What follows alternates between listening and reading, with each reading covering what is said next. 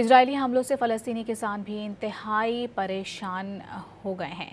صہیونی حملوں نے زیتون کے باغات تباہ کر دیے ہیں، جس کی وجہ سے فلسطینی کسان بحران کا شکار ہیں۔ اسرائیل نے انسانوں کے ساتھ ساتھ فلسطینی باغات کو بھی نہ چھوڑا۔ اسرائیل نے انسانوں کے ساتھ ساتھ فلسطینی باغات کو بھی نہ چھوڑا۔ ہزاروں فلسطینیوں کے قتل عام کے ساتھ ساتھ اسرائیلی فوجیوں نے باغات بھی اجاڑ دیے۔ فلسطینی کسان اپنے زیتون کے تباہ باغات کو دیکھ کر غم زدہ ہیں۔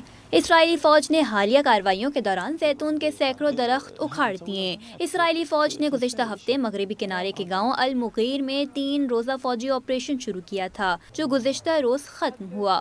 اس دوران گاؤں کے تمام داخلی و خارجی راستے بند کیے گئے، گھر گھر تلاشی لی گئی، زرعی زمینوں کو نقصان پہنچایا گیا اور متعدد گرفتاریاں بھی ہوئیں۔ المغیر گاؤں کے ایک کسان نے اپنے آنکھوں دیکھا حال بیان کیا۔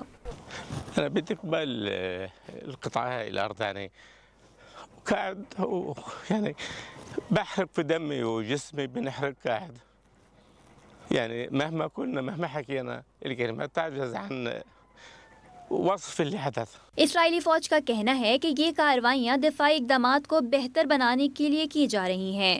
صہیونی بیان کے مطابق اب تک 3000 سے زائد درخت کاٹ دیے گئے۔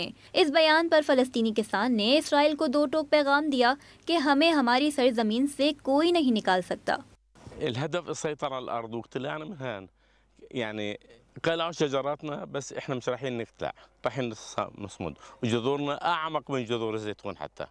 اسرائیلی اقدامات کے نتیجے میں جہاں غزہ تباہی کا شکار ہے، وہاں مقامی فلسطینی کسانوں کی معیشت کو شدید نقصان پہنچا ہے۔ غزہ میں زیتون کے درخت تباہ کیے جا رہے ہیں، جو فلسطینی کسانوں کی روزی روٹی کا ایک بڑا ذریعہ ہے۔